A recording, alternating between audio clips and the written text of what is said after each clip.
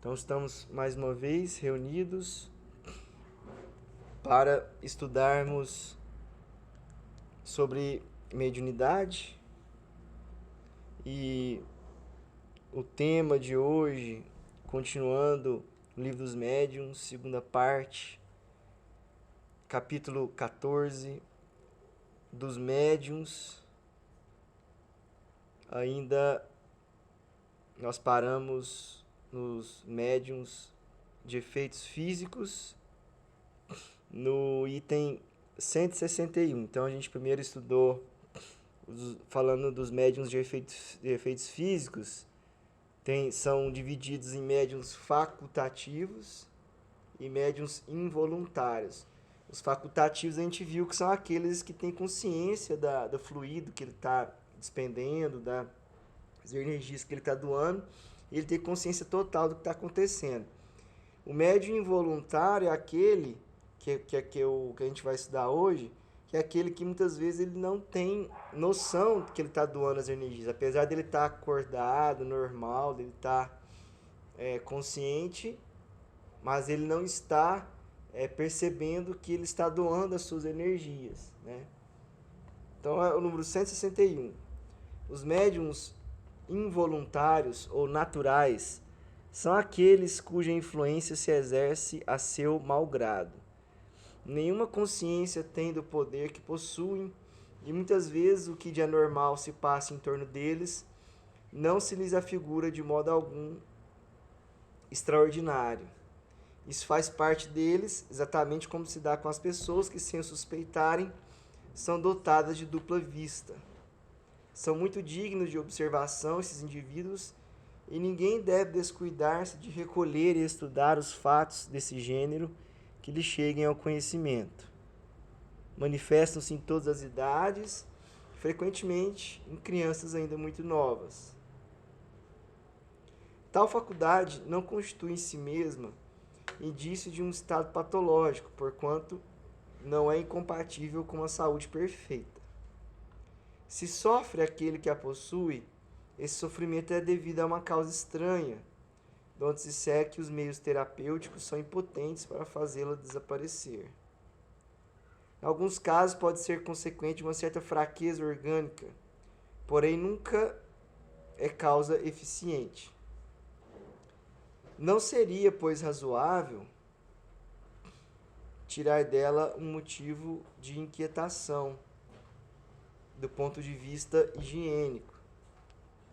Só poderia acarretar inconveniente se aquele que a possui abusasse dela, depois de se haver tornado médium facultativo, porque então se verificaria nele uma emissão demasiado abundante de fluido vital e, por conseguinte, enfraquecimento dos órgãos. Então, ele está falando aqui que não é uma doença, né? Não é algo, não é um indício de um estado patológico, né? Que ele frisa aqui, né? Que é importante. Pode manifestar em todas as idades, e eles doam essas energias sem nem saber. Às vezes acontece um fenômeno e ele nem tem noção de que foi ele que auxiliou aquele fenômeno a acontecer, doando suas energias sem o conhecimento. Às vezes, nesses médiuns, os espíritos podem muito bem aproveitar, porque são energias em excesso, né? Tem muita efusão de energias, então os espíritos podem aproveitar, utilizar, e esses médiuns nem conhecer. Mas também não quer dizer que vai deixar o médium fraco. Por quê? Só pode deixar o médium fraco aquele que tem consciência que ele está doando e ele está abusando, doando muita energia, por exemplo. Aí poderia enfraquecer os órgãos, né? Mas caso contrário, não.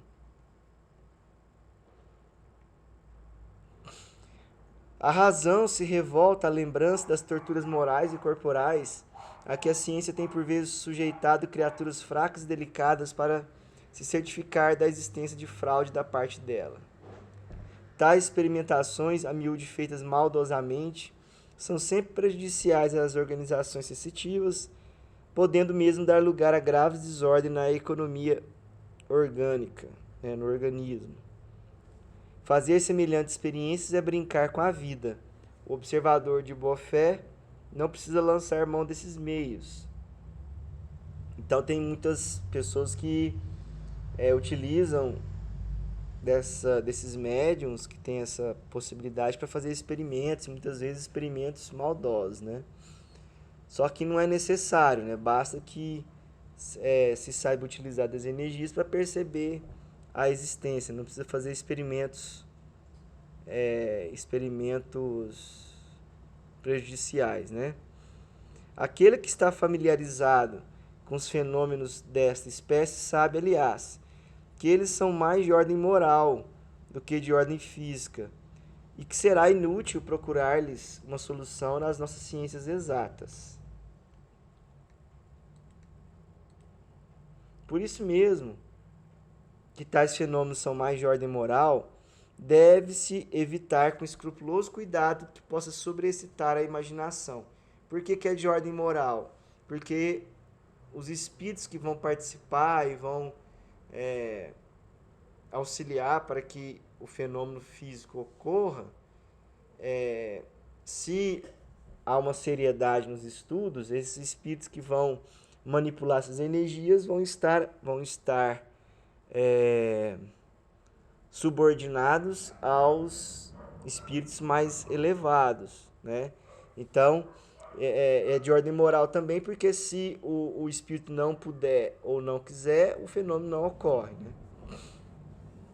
Sabe-se que de acidentes pode o medo ocasionar e muito menos imprudências se cometeriam. Então, o medo pode causar problemas, né? Se conhecido fosse todos os casos de loucura e de epilepsia, cuja origem se encontra nos contos de lobisomens e papões, né? Então, essa fantasia, o medo que causa, por isso que o Chico dizia que a pessoa que tem medo, ela não pode exercer a mediunidade, porque se a pessoa tem medo, ela vai entrar ela vai entrar, por exemplo, numa influência negativa, ou pode ser alvo de brincadeiras, né? Ou mesmo ser prejudicado, porque como a pessoa tem medo, ela não sabe o que acontece, ela fica receosa e aí ela acaba ficando à mercê das entidades, né? Mais infelizes, né? Que não será se generalizar essa persuasão de que o agente dos aludidos fenômenos é o diabo. Então isso é para causar medo, para distanciar, né? Os que espelham semelhantes ideias não sabem a responsabilidade que assumem. Podem matar. Então, é tão grave que essa questão do medo pode causar pode até matar, né? Pode, por exemplo, causar um desequilíbrio orgânico, né? Ou mesmo abrir campo para uma obsessão, né? Ora, o perigo não existe apenas para o paciente, mas também para os que o cercam, os quais podem ficar aterrorizados ao pensarem que a casa onde moram se tornou um covil de demônios. Então, a gente vê isso nos filmes, né? Que eles acabam colocando essa aura de suspense, de medo, né? Que os espíritos são demônios que têm um pacto, que fizeram, que tem alguma coisa de vingança. Então, todas essas questões causam esse medo. Esse medo, ele nunca traz benefícios. Porque o medo, ele faz com que se conecte com energias negativas, né? Falta de confiança, tudo mais. Então, à medida que os filmes forem retratando a realidade e não ficarem, deixarem de mostrar essas ilusões, as pessoas vão começar, além disso, elas começarem a estudar, entender melhor o que acontece, as pessoas vão deixar de ter medo. Então, quando a pessoa entende, deixa de ter medo, aí sim ela pode participar dos trabalhos sem ter receio de acontecer alguma coisa, né? Esta crença funesta é que foi causa de tantos atos de atrocidade nos tempos de ignorância. Queimar bruxas, né? Falar que tal pessoa era de um rito satânico, que tal pessoa era pagão, então causou muitos males, né? Entretanto, se houvesse um pouco mais de discernimento, teria ocorrido aos que os praticaram que não queimavam o diabo, por queimarem o corpo que supunha o possesso do diabo. Desde que do diabo é que queriam livrar-se, ao diabo é que era preciso matassem. Esclarecendo-nos sobre a verdadeira causa de todos esses fenômenos, a doutrina espírita lhe dá o golpe de misericórdia. Longe, pois, de concorrer para que tal ideia se forme, todos devem, e este é um dever de moralidade e de humanidade, combatê-la onde exista. Então, se você queima o corpo da pessoa, você não está se livrando do diabo, né? Está se livrando, está prejudicando a pessoa, né? Até porque a gente sabe que o espírito não entra dentro do corpo da pessoa, né? Ela não toma posse do corpo da pessoa, porque o corpo ele é algo que é exclusivo do espírito que está ligado a ele, né? Então, o que ocorre de possessão é no sentido de uma influência muito forte, claro que com a permissão da pessoa, mas é uma influência de mente a mente, não é que ele entra dentro do corpo, né?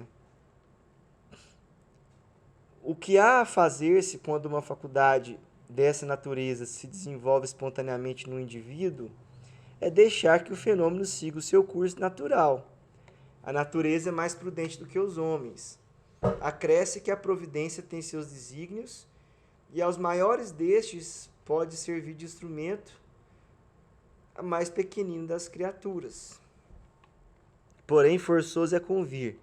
O fenômeno assume por vezes proporções fatigantes e importunas para toda a gente. Aí tem uma observação aqui. Um dos fatos mais extraordinários desta natureza, pela variedade e singularidade dos fenômenos, é sem contestação o que ocorreu em 1852 no Palatinado Baviera Renana, em Bergzabern, perto de Wissembourg. É tanto mais notável quanto denota, reunidos no mesmo indivíduo, quase todos os gêneros de manifestações espontâneas, estrondos de abalar a casa, derrubamento dos móveis, arremesso de objetos ao longe por mãos invisíveis, visões e aparições, sonambulismo, êxtase, cataplepsia, atração elétrica, gritos e sons aéreos, instrumentos tocando sem contato, comunicações inteligentes, etc. E, o que não é de só menos importância, a comprovação desses fatos durante quase 2 anos por inúmeras testemunhas oculares, dignas de crédito pelo saber e pelas posições sociais que ocuparam. A narração autêntica dos aludidos fenômenos foi publicada naquela época em muitos jornais alemães, e especialmente numa brochura hoje esgotada e raríssima. Na Revista Espírita de 1858, se encontra a tradução completa dessa brochura com os comentários e explicações indispensáveis. Essa, que saibamos, é a única publicação feita em francês do folheto a que nos referimos. Além do empolgante interesse que tais fenômenos despertam, eles são eminentemente instrutivos do ponto de vista do estudo prático do Espiritismo. Então a gente vai ler essa brochura, mas antes a gente vai finalizar aqui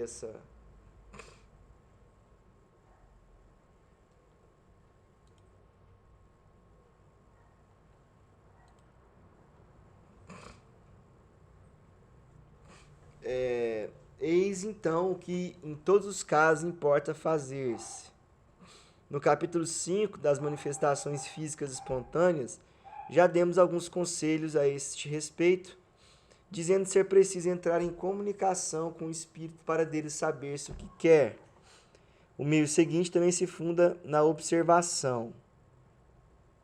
Os seres invisíveis que revelam sua presença por efeitos sensíveis são, em geral, espíritos de ordem inferior e que podem ser dominados pelo ascendente moral. A aquisição deste ascendente é o que se deve procurar. Então, os efeitos físicos, a gente sabe que por ter contato com a matéria e por ter manipulação dos fluidos do encarnado, junto com os fluidos do desencarnado, do próprio desencarnado, e é o desencarnado que faz essa manipulação, então esse ser desencarnado tem que estar mais apegado à matéria, então é um ser mais inferior que pode manipular essa matéria, para esses que fazem o efeito físico. Então vamos ver aqui alguns comentários aqui. 251, 254, 279. A subjugação corporal tira muitas vezes ao obsidiado a energia necessária para dominar o mau espírito. Daí o tornar-se preciso a intervenção de um terceiro que atue ou pelo magnetismo ou pelo império da sua vontade. Em falta do concurso do obsidiado, essa pessoa deve tomar ascendente sobre o espírito. Porém, como este ascendente só pode ser moral, só um ser moralmente superior ao espírito é dado assumi-lo, e seu poder será tanto maior quanto maior for a sua superioridade moral, porque então se impõe àquele que se vê forçado a inclinar-se diante dele.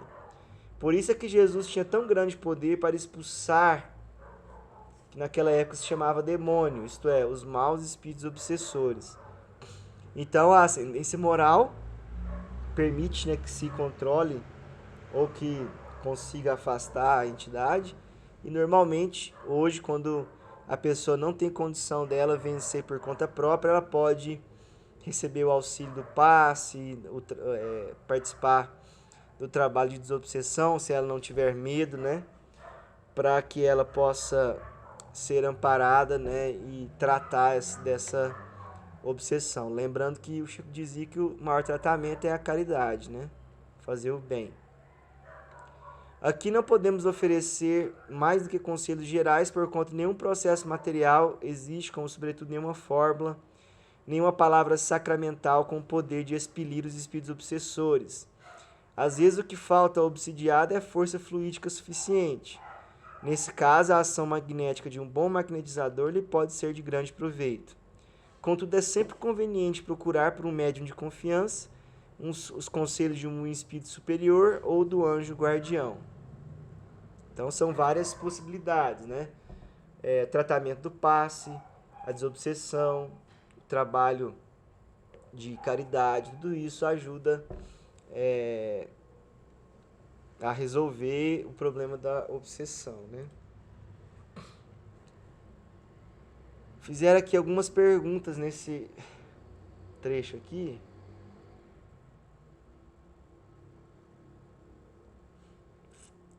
Por que não podem certos médiuns desembaraçar-se de espíritos maus que se lhes ligam? E como é que os bons espíritos que eles chamam não se mostram bastante poderosos para afastar os outros e se comunicar diretamente? Não é que falte poder ao espírito bom, é as mais das vezes que o médium não é bastante forte para o secundar. É que sua natureza se presta melhor a outras relações. É que seu fluido se identifica mais com o de um espírito que com o de outro. E isso que dá tão grande império aos que entendem de ludibriá-los. Parece-nos, entretanto, que há pessoas de muito mérito, de irrepreensível moralidade, que, apesar de tudo, se vê impedida de comunicar com os bons espíritos. Aí, nesse caso, a gente sabe que é a questão de uma provação, por exemplo, às vezes um resgate do passado, um inimigo que ele mesmo causou, e aí ele, independente dele sendo bom ou não, ele recebe a perseguição desse inimigo desencarnado, né? Então a resposta aqui, ó, é uma provação. E quem te diz, ao demais, que elas não trazem o coração manchado de um pouco de mal, que o orgulho não domina um pouco a aparência de bondade? Essas provas, como mostrarem a obsidiada sua fraqueza, devem fazê-lo inclinar-se para a humildade. Haverá na terra alguém que possa dizer-se perfeito?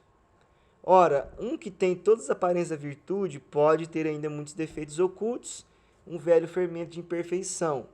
Assim, por exemplo, dizeis, daquele que nenhum mal pratica, que é leal em suas relações sociais, é um bravo e digno homem. Mas sabeis, porventura, se as suas boas qualidades não são tisnadas pelo orgulho? Se não há nele um fundo de egoísmo? Se não é avaro, ciumento, rancoroso, maldizente, mil outras coisas que não percebeis, porque as vossas relações com ele não vos deram lugar a descobri-las? O mais poderoso meio de combater a influência dos maus espíritos é aproximar-se o mais possível da natureza dos bons. A obsessão, que impede um médium de receber as comunicações que deseja, é sempre um sinal de indignidade da sua parte? Eu não disse que é um sinal de indignidade, mas que um obstáculo pode opor-se a certas comunicações. E remover o obstáculo que está nele é o que a deve aplicar-se. Sem isso, suas preces, suas súplicas nada farão. Não basta que um doente diga ao seu médico: dê-me saúde, quero passar bem. O médico nada pode se o doente não faz o que é preciso. Assim, a impossibilidade de comunicar com os bons espíritos seria uma espécie de punição? Em certos casos, pode ser uma verdadeira punição, com a possibilidade de comunicar com eles. É uma recompensa que deveis esforçar-vos por merecer. Não se pode também combater a influência dos maus espíritos moralizando-os? Sim, mas é o que não se faz e é o que não se deve descurar de fazer. Porquanto, muitas vezes, isso constitui uma tarefa que vos é dada e que deveis desempenhar caridosa e religiosamente. É o exemplo da desobsessão, né? Por meio de sábios conselhos, é possível induzi-los ao arrependimento e apressar-lhes o progresso. E a gente sabe que na desobsessão vários espíritos necessitados visitam, a maioria deles visitam várias vezes, continuamente, até conseguir o arrependimento e conseguirem o auxílio necessário, né? Como pode um homem ter a esse respeito mais influência do que a tem os próprios espíritos? Os espíritos perversos se aproximam antes dos homens que eles procuram atormentar do que dos espíritos, dos quais se afastam o mais possível. Nessa aproximação dos humanos, quando encontram algum que os moralize, a princípio não o escutam e até se riem dele. Depois, se aquele os sabe prender, acabam por se deixarem tocar. Os espíritos elevados, só em nome de Deus, lhes podem falar, e isso os apavora. O homem, indubitavelmente, não dispõe de mais poder do que os espíritos superiores, porém, sua linguagem se identifica melhor com a natureza daqueles outros, e ao verem um ascendente que o homem pode exercer sobre os espíritos inferiores, melhor compreendem a solidariedade que existe entre o céu e a terra. Então é por isso que eles permitem que o trabalho de desobsessão ocorra. Então, ao mesmo tempo, os médiuns vão sendo tratados, ao mesmo tempo, os espíritos desencarnados recebem as energias mais próximas da matéria dos médiuns, então recebe aquela onda de energias, né, que vai modificando as suas disposições, né?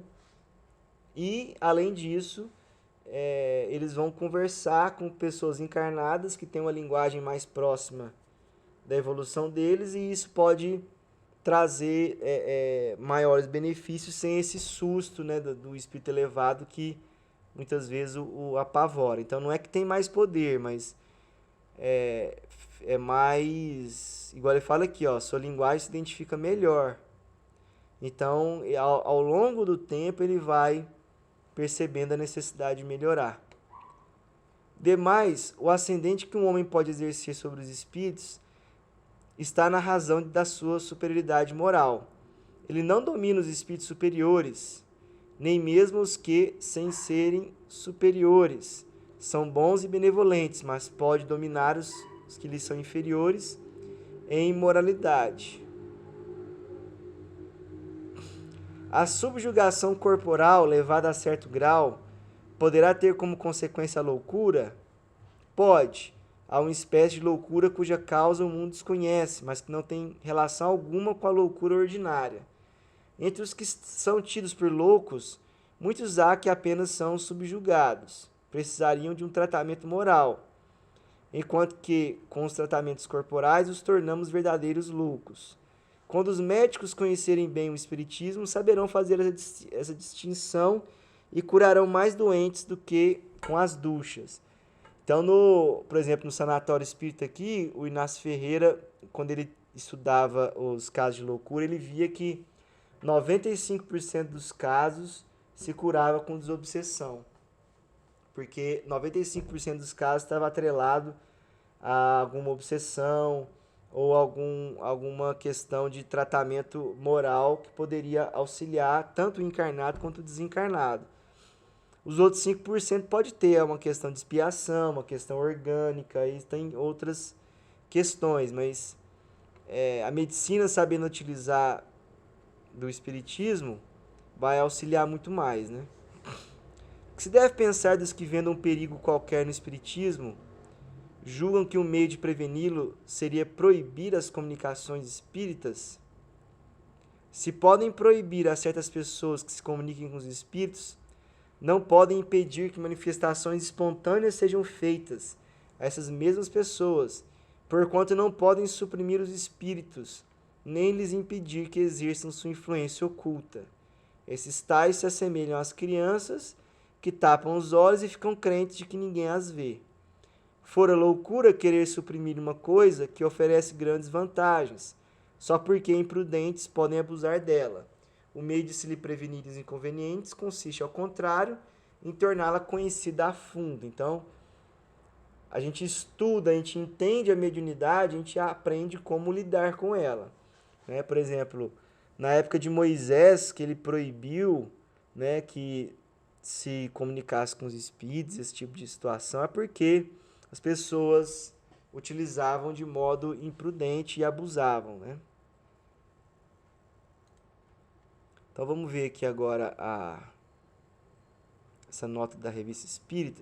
Vamos finalizar aqui primeiro. Para alcançá-lo, precisa que o indivíduo passe do estado de médium natural ao de médium voluntário. Produz, então, efeito análogo ao que se observa no sonambulismo. Como se sabe, o sonambulismo natural cessa geralmente quando substituído pelo sonambulismo magnético. Não se suprime a faculdade, que tem a alma de emancipar-se, dá-se-lhe outra diretriz. O mesmo acontece com a faculdade mediúnica. Então, para alcançar o quê? Essa questão do espírito que tem ascendência moral, conseguir controlar o fenômeno, até mesmo ter um ascendente para que consiga fazer com que o espírito atenda o que ele quer, o médium tem que ser voluntário no sentido de ter consciência das energias que ele está doando, né? Para isso, em vez de pôr óbices ao fenômeno, coisa que raramente se consegue, que nem sempre deixa de ser perigosa, o que se tem de fazer é concitar o médium a produzi-los à sua vontade, impondo-se ao espírito. Então, por exemplo, um médium de incorporação é a mesma forma. Mesmo que o médium não se lembre da comunicação, ele deve buscar impor sua vontade ao espírito, por exemplo, comunicando quando quer, né, no momento certo, fazendo só 2 comunicações na reunião. Então, isso é importante para o médium controlar e ser senhor da sua mediunidade, né? Por esse meio, chega o médium a sobrepujá-lo, e de um dominador, às vezes tirânico, faz um ser submisso e não raro dócil. Fato digno de nota, e que a experiência confirma, é que, em tal caso, uma criança tem tanta e por vezes mais autoridade que um adulto, Mais uma prova a favor deste ponto capital da doutrina, que o espírito só é criança pelo corpo. Então, às vezes a criança tem maturidade para poder trabalhar na mediunidade, né? Que tem por si mesmo um desenvolvimento necessariamente anterior à sua encarnação atual, desenvolvendo que lhe pode dar ascendente sobre espíritos que lhe são inferiores. A moralização de um espírito pelos conselhos de uma terceira pessoa influente e experiente, não estando o médium em estado de o fazer, constitui frequentemente meio muito eficaz. Mais tarde voltaremos a tratar dele. Então é sempre importante que tenha as pessoas experientes e influentes para poder conduzir as reuniões, né? Vamos ver o tamanho aqui dessa...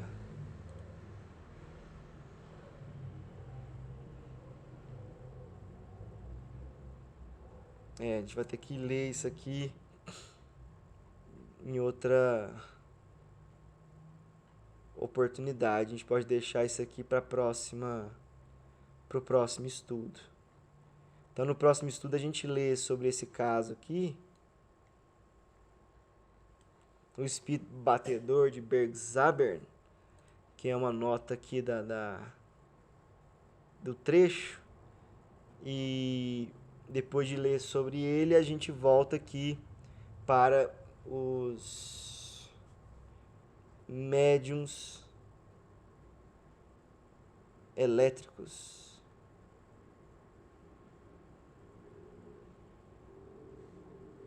Pessoas elétricas. 163. Então a gente leu aqui hoje 161 e 162.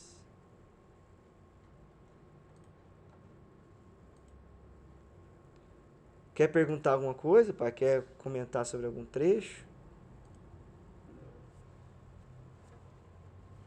Você acha que ficou tranquilo de entender? Então a gente finaliza por aqui.